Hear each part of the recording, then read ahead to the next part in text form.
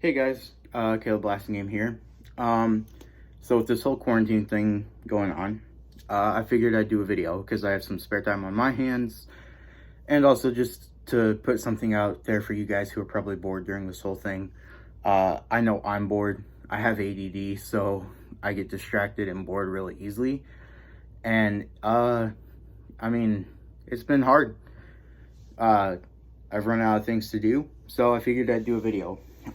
It's actually been a while since I uploaded. I uploaded like 5 or 6 months ago, kind of a channel update, and I said I was going to do a gear update video that following weekend. I filmed it, but I had trouble uploading it and stuff, so I just deleted it from my phone, didn't upload it. With this whole quarantine thing going on, and the fact that I don't know if I'm going to have a job this summer or not, because a lot of places aren't hiring because of this whole thing right now. I might be uploading some more. I've got some stuff, some impressions that are almost complete. My Vietnam impression is almost complete. My 2004 Operation Phantom Fury impression, U.S. Marine Corps impression is almost done. And then I'm working on an early 90s Gulf War USMC impression. That's not almost done, but at the same time, Gulf War, the gear isn't that hard to find, and it's not that expensive, and there's not that much gear you really need. I mean, aside from your rifle and the armor system, the PASGAT system with the vest and everything. I have the helmet, I just don't have the vest. So aside from the rifle and the vest, all you really need to make your impression, or at least get your impression almost complete, is uniform, either M81 Woodland or 6 Color Desert, your Alice Web gear, and your Alice pack, and your Kevlar helmet. So anyways, I'm already 2 minutes into this video. This video is just going to be me showing my USMC collection. There's not a lot of gear in my collection.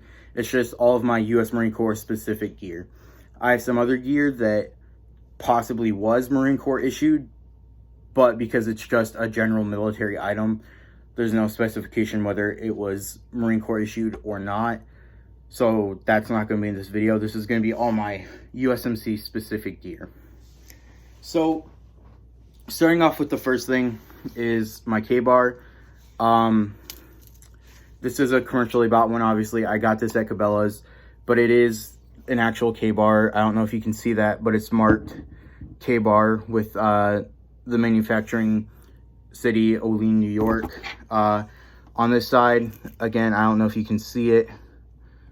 Okay, there we go. It's engraved USMC. And then it came with this leather sheath. I want to get a new one that is plain to use for actual impressions, because the actual military ones weren't marked with K-bar and the USMC at the bottom. You can find some private purchase ones from the 60s, or people did custom jobs, before they started making them commercially like this. There were people who did custom jobs and put the EGA and stuff. It's a great knife. My dad bought it, and then I traded my Air Force survival knife for it. I want to get my Air Force survival knife back though, or buy a new one, because my goal really is to get kind of not every, but the majority of the U.S. military fixed blade knives from World War II to Vietnam. So I have an M7 bayonet, I have a K-bar, there's the M5 bayonet, the M6, the M4, the M3 fighting knife. What else is there? Air Force pilot or survival knife. There is the knives made in the 60s with the black handle and sheath, made by Camelus. If that's, I don't know if that's how you say it. But I want to get, I don't know if I'm going to get one of those, just because it's basically a ripoff of a K-bar, and I already have a K-bar. So, yeah. The next thing is my PASGAT helmet. Obviously, the PASGAT itself is not USMC issue, but the way I have it set up kind of is. I have it with the Marpat reversible camouflage. If you can kind of, I don't want to take the helmet cover off just because the PASGAT ones, I mean, any helmet cover on newer helmets is kind of a pain to deal with. But you can kind of see there, the reverse side is the Woodland Marpat. I have it desert side out because the desert side has the EGA thing printed on the front. I had it reversed, and this was, when I first got this helmet cover, this was really nice condition, the EGA on the front. But then I flipped it to the Woodland side, and some of this kind of rubbed off. So I'm keeping this on the desert side so that is showing. This is actually the only helmet cover, USMC helmet cover I have with the EGA printed on the front. Next is another helmet. This is my Gen 2 USMC LWH helmet. Oh, let me go back to the PASGAT real quick. I forgot what I was doing. So my helmet cover is dated 02. I don't know if you can read that. Just read the, like, right there, I think it is, and the 02 is the date. And then my PASGAT, I want to say, is dated like 87. The contract, yeah, 87. The contract stamp on it is really worn. Not really worn, but it's kind of hard to see. And the reason I remembered it was 87 is because the first PASGAT I had, which was a size small, I wish I hadn't sold it because I ended up getting a helmet cover that was size small. That was like kind of a, not rare helmet cover, but a cool helmet cover, and it was for a size small. And so now I don't have a helmet to display it on because I don't have a size small. I will get one eventually. It's just not a priority for my collection right now. But the reason I remembered it was 87 is because my old one was 88 dated, and I remembered, okay, I had one that was 88 and 87. Anyways, back to the LWH. You can tell it's a Gen 2 by two things. One, it has the padding system inside, and two, it has the Coyote Brown chin strap. The original Gen 1 LWHs, which I want to get, had a modified or like an improved suspension system. It was basically still the PASGAT suspension system, but it had some modifications to it that made it like way more comfortable. I eventually want to get a Gen 1. Gen 1s are kind of hard to find. And sometimes when you do find them, they're not an actual Gen 1. They're actually a PASGAT that has been fitted with the LWH suspension and everything. I have on it the USMC helmet cover, Marpat. Again, desert side out. This does have the reverse Woodland side. Something you'll notice is that on the PASGAT / Gen 1 LWH cover is it had an actual tag. On this, it doesn't have a tag. The contract stamp and everything is right here on the bill of the cover. I have a U.S. Army foliage band on it with my last name. I was going to get a tan one, and then when I was searching through eBay, like, my mind shut off, and I was like, oh, hey, look, there's 3 bands for, like, I think it was like $2 plus free shipping. So I was like, I'll get those because it's the best bang for my buck. And then I realized after they came to my house, I was like, oh crap, I was supposed to get a tan one because USMC.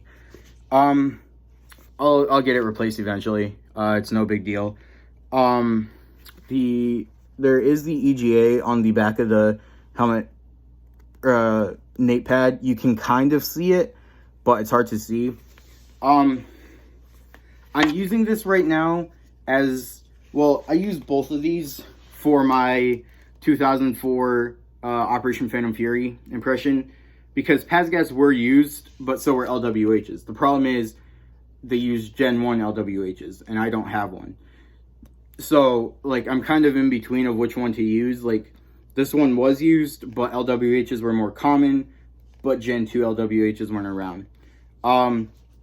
Yeah, my next thing I really want to get is the NVG mount for this. Evike sells a replica for like 15 bucks. So yeah. Next is my Desert Marpat MCC UU. If you don't know what that stands for, it stands for Marine Corps Combat Utility Uniform. In the early I use this for my, it has the USMC or the EGA there, and it's got the tag and everything. These were issued basically from their inception in the late 90s and early 2000s, up into, I want to say about 2006, 2007, around there. This basically kind of replaced it was the BDU for the U.S. Marine Corps, in the fact that it was both a utility uniform and a combat uniform. So around 2006, they banned all synthetic material, which I don't know if I think this counts as synthetic, but the problem was that in explosions and in Humvee attacks and stuff, they found that the material was melting to people's skin. So around 2006, they stopped issuing these as combat uniforms, and were issuing them flight suits until like 2008, 2009, when they came out with the Frog system of uniforms for the Marine Corps. But they're still issuing these as utility uniforms for non-combat duty. I don't know what it's stated. I'm not going to really look. My next piece is another uniform. It's a M81 Woodland uniform. And this one is U.S. Marine Corps specific because it has the U.S. Marine Corps name or tape on it, but then it has the EGA printed. This thing is in such good condition. I look like there's a little fray here and stuff, but I did not iron this. I did not wash this or anything. This is how I found it at the Goodwill when I bought it. It was just so crisp and clean, and it was only $5. So I picked it up because they had some other ones with the same name tape on it that were in crappier condition. They had some that were, and then they had some other ones that were in amazing condition like this. And I picked this one up. It's a size medium rake, so it doesn't fit me, but I wanted it for my Marine Corps collection, and it was just such a cool piece and so intact, so I had to pick it up for the price I picked it up at. Yeah, medium regular. This just has the NSN. The other tag down here somewhere should have the date. I'm not going to open up. If the date was up on this tag, I would tell you, but I don't want to unbutton the uniform or anything. So the last piece is my Woodland IBA. So technically this is not Marine Corps specific, at least the vest itself isn't, but the way that the pouches on it and the way I've set them up is Marine Corps specific. So I have Coyote Brown Eagle Industries U.S. Marine Corps pouches on it. The double stack M4 mags. I have a grenade pouch. This is the SDS. This isn't Marine Corps issued. This is the SDS tricolor M4 pouches. These are the ones that you find on like the flick vests, or that come issued with the flick vest, I think. They made these in DCU, Coyote Brown for the Marine Corps, and UCP, and I think those were the only ones they made them in. And then they might have made them in Woodland. And then I've got an E-tool cover. This is what I use for my Operation Phantom Fury impression. It's got the so it came with the vest itself that had no soft armor inserts in it, but then it also came with the groin protector, and the neck protector. So the vest itself is dated 03, and then the groin protector and the soft armor in the groin protector are both dated 2003. The neck protector, or the collar, is dated 2003 as well. I don't think the armor comes out of the collar protector like it does in the vest or groin protector. so I have no way of dating the insert in that. So I'm just going to assume it's 2003 because this is 2003. So I think the main vest and the groin protector and the neck protector were all original issue to each other. Like, this vest has stayed with these pieces since it was made. And then I have the throat protector. I have it flipped around the back because that was actually really common to do.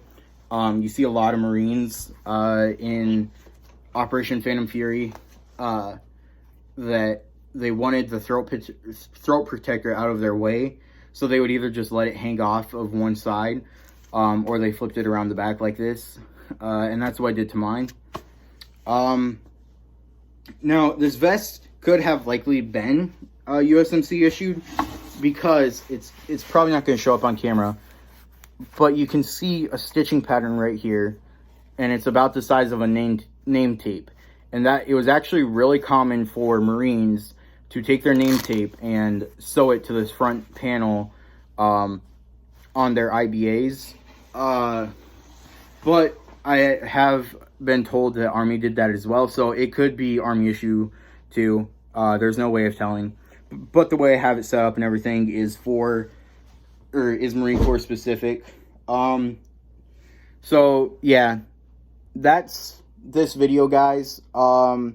Be looking forward to some more videos now that I have more time off. I'm hoping to have my Operation Phantom Fury impression done soon, so I'll do a video on that.